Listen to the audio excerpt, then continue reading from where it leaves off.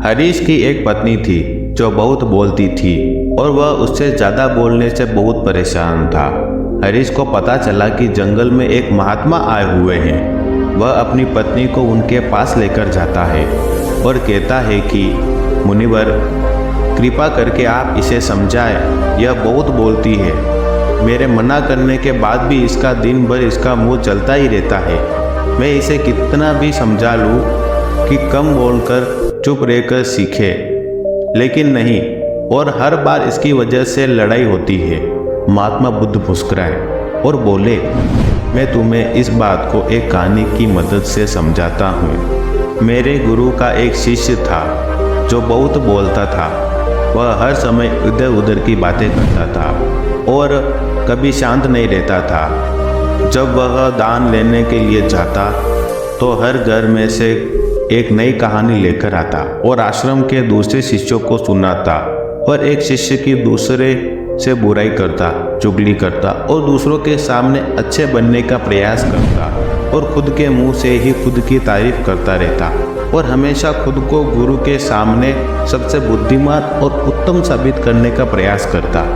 वह खुद को सभी शिष्यों से अलग और श्रेष्ठ मानता था। उसका कहना था कि मैं एक अमीर घर का बालक, अगर मैं चाहता तो एक आरामदायक और सुविधाओं से भरा जीवन जी सकता था, लेकिन मैं वह सब छोड़कर यहाँ आ गया क्योंकि मुझे खोज करना, खुद को जानना और जीवन को जानना। एक दिन गुरु ने आश्रम के सभी शिष्यों को बुलाकर कहा, आप सभी को अगले 1 महीने के लिए कोई ना कोई संकल्प लेना होगा। इससे संकल्प शक्ति मजबूत होगी और आप में आत्मशक्ति का संचार होगा। आप सभी अपने सामर्थ्य के अनुसार कोई भी संकल्प ले सकते हैं, और यदि 1 महीने से पूर्व आप में से जिस किसी का भी संकल्प टूट जाएगा तो वह अपनी पुरानी दिनचर्या में वापस आ सकता है। सभी शिष्यों ने अपनी शक्ति के अनुसार संकल्प लिया और गुरु को अपने अपने संकल्प के बारे में बताकर वहां से चले गए। लेकिन कुछ शिष्य जो खुद को सबसे अलग दिखाना चाहते थे, वह सीधे गुरु की कुटिया में पहुंच गए और बोले, मैं कोई छोटा मोटा संकल्प नहीं लेना चाहता, बल्कि खुद की ही जैसी एक और महान संकल्प लेना चाहता हूँ। कृपया आप ही बताएं मुझे क्या संकल्प लेना चाहिए। इसकी यह बात सुनकर गुरु मुस्कुराए और बोले, क्या तुम मेरे द्वारा दिए गए संकल्प को पूरा कर पाओगे? क्या तुम्हारे लिए उसे पूरा करना संभव होगा? शायद नहीं, वह तुम्हारे लिए संभव नहीं। तुम उसे पूरा नहीं कर पाओगे, इसीलिए तुम कोई सा भी संकल्प ढूंढो। शिष्य ने कहा, नहीं गुरुदेव, आप जो भी संकल्प मुझे दोगे मैं जरूर उसे पूरा करूँगा। गुरु ने कहा, ठीक है, तो तुम अगले 1 महीने तक चुप रहो, मुंह से एक शब्द भी नहीं निकालोगे, यही है तुम्हारा संकल्प। शिष्य ने कहा, गुरुदेव, यह भी कोई संकल्प है? यह तो बहुत ही आसान है। आप कोई संकल्प दीजिए जो मेरी योग्यता के बराबर हो। गुरु ने कहा, पहले तो तुम इस संकल्प को पूरा करके दिखाओ। शिष्य ने गुरु की बात मान ली और वह उसी समय चुप हो गया और पलटकर कुटिया से बाहर चला गया। उसे चुप रहना बहुत आसान लग रहा था। उसने एक दिन तो जैसे तैसे चुप रहकर काट लिया, लेकिन दूसरे दिन से उसके मन में ना बोलने का बोझ बढ़ने लगा और तीसरे दिन उसे भारीपन महसूस होने लगा और चौथे दिन उसके अंदर एक अजीब सी बेचैनी होने लगी, क्योंकि आसपास आश्रम के सभी शिष्य एक दूसरे से बात कर रहे थे और वह अपने पक्ष उनके सामने रखना चाहता था, उनकी बोलती बंद कर देना चाहता था, लेकिन उसका संकल्प उसके आड़े आ रहा था। इसीलिए वह पूरा दिन सिर्फ और सिर्फ आंखें बनाता। इसी तरह के कुछ दिन और बीते। वह शिष्य बीमार पड़ गया, उसका सिर फटा जा रहा था, उसको खाने पीने तक का मन नहीं कर रहा था, वह सिर्फ बोलना चाहता था। वह गुरु के पास गया और उनके सामने बैठकर लिखकर उन्हें बताया, गुरुदेव, मैं बोलना चाहता हूँ, बिना बोले मुझे सांस नहीं आ रही, मेरा दम घुट रहा जा रहा है, मैं अंदर ही अंदर पागल हुआ जा रहा हूँ, मैं क्या करूँ? संकल्प तोड़ दूँ क्या? यह पढ़कर गुरु मुस्कुराए और बोले, में संकल्प बनने के लिए नहीं होते हैं, लेकिन जो अपने संकल्प को पूरा कर लेता है वह अपनी आंतरिक शक्ति को बढ़ाता है, और जो अपनी आंतरिक शक्ति को बढ़ा लेता है वह समाज और जागृति में राह पर आगे बढ़ जाता है। संकल्प भी लेना भी तुम्हारे हाथ में था, इसे तोड़ना भी तुम्हारे हाथ में है। तुम्हारे बहुत से भाई अपने संकल्प को तोड़कर अपनी पुरानी दिनचर्या में वापस आ चुके हैं। अगर तुमसे नहीं हो पा रहा हो तो तुम भी संकल्प तोड़कर अपनी पुरानी दिनचर्या में वापस जा सकते हो। लेकिन याद रहे, अगर आज तुम इस छोटे से संकल्प को नहीं संभाल पा रहे हो तो तुम अपनी बाकी की पूरी जिंदगी को कैसे संभाल सकोगे। बाकी के फैसले पूरी तरह से तुम्हारे हाथों में हैं। गुरु की यह बात उस शिष्य के दिल में चोट कर गई। वह बिना कुछ बोले वहां से वापस चला गया और खुद को अपनी कुटिया में बंद कर वह केवल अपने जरूरी कार्यों के लिए ही कुटिया से बाहर निकलता, बाकी सारा समय कुटिया के अंदर ही बैठा रहता। 15 दिन बीत चुके थे और आश्रम के लगभग सभी शिष्यों का संकल्प अब तक टूट चुका था, लेकिन उसका संकल्प अभी भी जारी था। संकल्प लेने के बाद से उसने अब तक एक भी शब्द नहीं बोला। सारा आश्रम हैरान था कि इतना बोलने वाला इंसान चुप कैसे हो सकता है।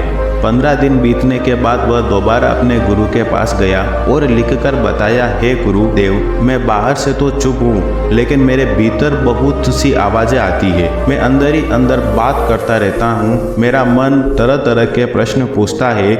मैं बाहर से जितना मौन, भीतर से उतना ही शोर शराबे से भरा हुआ, इस तरह से मेरा संकल्प अभी भी है। गुरु ने कहा, हाँ, तुम्हारा संकल्प अभी भी जारी है, लेकिन जब तक लोगों की यह आवाज़ तुम्हारे कानों में उठी रही, तुम्हारे मन बोलता रहेगा, क्योंकि इसे तो आदत है। तुम भले ही बाहर से चुप रहो, लेकिन तुम अंदर ही अंदर बोलते रहोगे। तुम्हें इन बातों से, इन आवाज़ों से दूर जाना चाहिए। शिष्य ने गुरु को प्रणाम कर वहां से चला जाता है और सुबह होते ही अपनी कुटिया छोड़ जंगल की तरफ चला जाता है। कई दिन बीत जाते, संकल्प का समय भी पूरा हो जाता है, लेकिन शिष्य लौटकर नहीं आया। आश्रम में सभी को डर था कि कहीं जंगली जानवरों ने उसे खा लिया हो। इसी बीच उसे ढूंढने की बहुत कोशिश की गई, लेकिन वह कहीं नहीं मिला।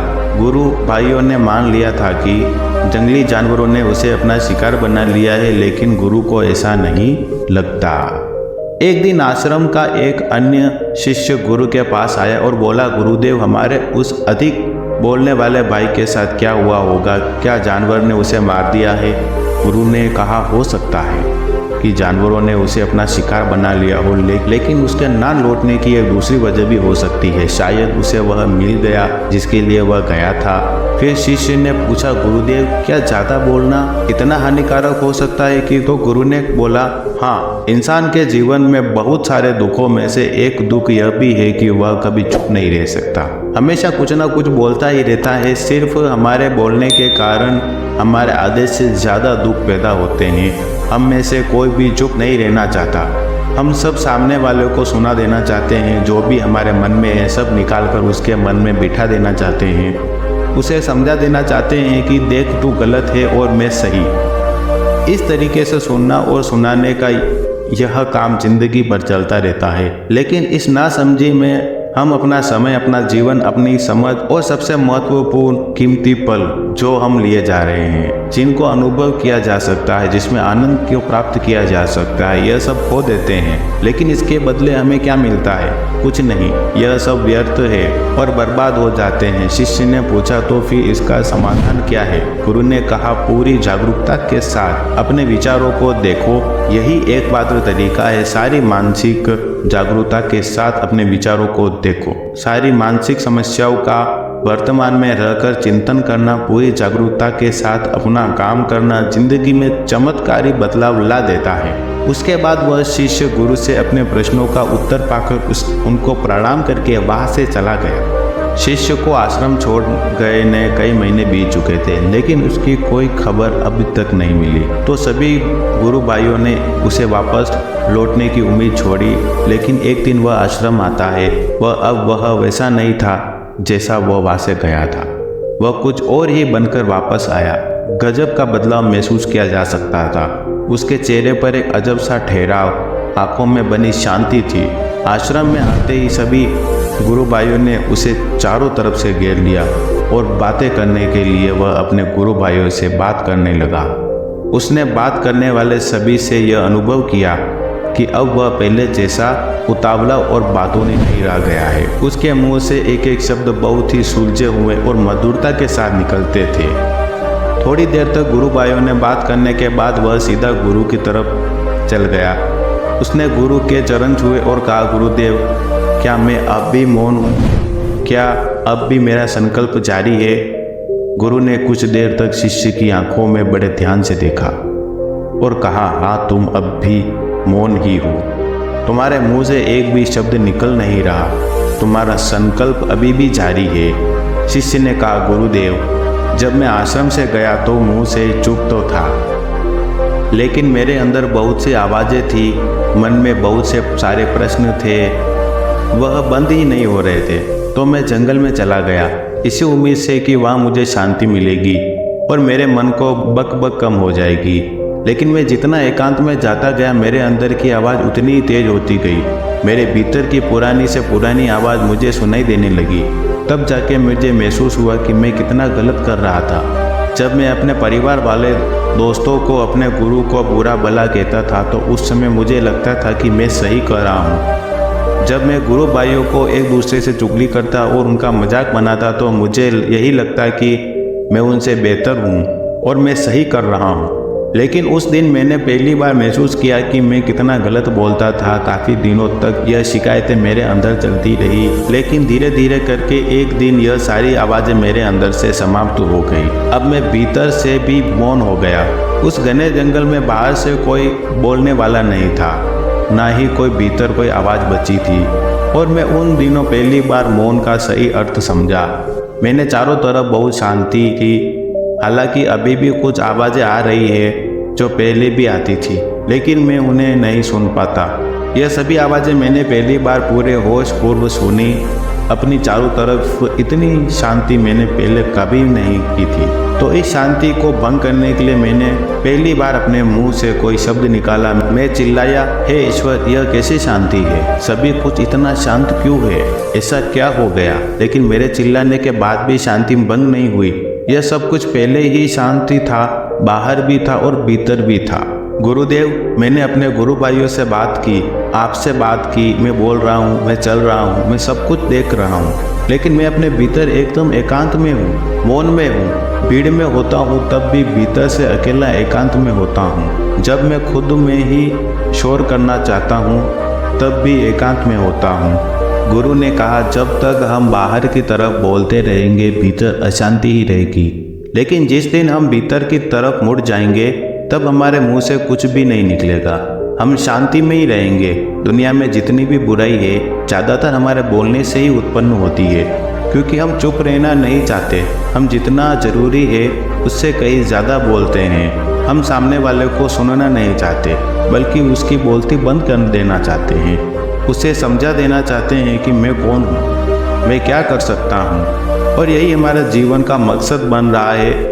हमारी सारी ऊर्जा व्यर्थ के बोलने में बर्बाद होती रहती है। ऐसा ही समाज में लोगों का जीवन दुखों से भर जाता है, जो हमेशा एक दूसरे को सुनाने में लगे रहते हैं। कभी एक दूसरे को सुनना नहीं चाहते, समझना नहीं चाहते, और चुप रहना तो उन्होंने कभी सीखा ही नहीं, क्योंकि चुप रहना उन्हें छोटा महसूस करवाता है। दुनिया की सभी लड़ाइयों का कारण हमारा बोलना ही है। इसीलिए हमें सिर्फ उतना ही बोलना चाहिए जितना ज़रूरी हो, क्योंकि व्यर्थ का बोलना ऊर्जा को स्पष्ट करना है और यह बोलना ही हमें भीतर की ओर लौटने नहीं देता।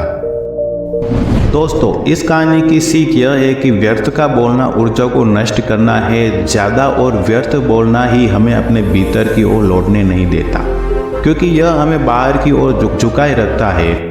और जिसे भीतर की यात्रा करनी है उन्हें अपने मुंह को बंद ही रखना चाहिए। मुझे उम्मीद है कि आपको यह कहानी पसंद आई होगी, काफ़ी कुछ सीखने को मिला होगा। कहानी के बारे में आप अपने विचार आप हमें नीचे कमेंट बॉक्स में ज़रूर बता सकते हैं। बाकी अगर यह कहानी आपको अच्छी लगी तो वीडियो को लाइक करें, हमारे चैनल विल एडवाइस को सब्सक्राइब करें, बेल आइकन को दबाएं। मिलते हैं हम अपनी नेक्स्ट कहानी की ओर। नमो बुद्धाय।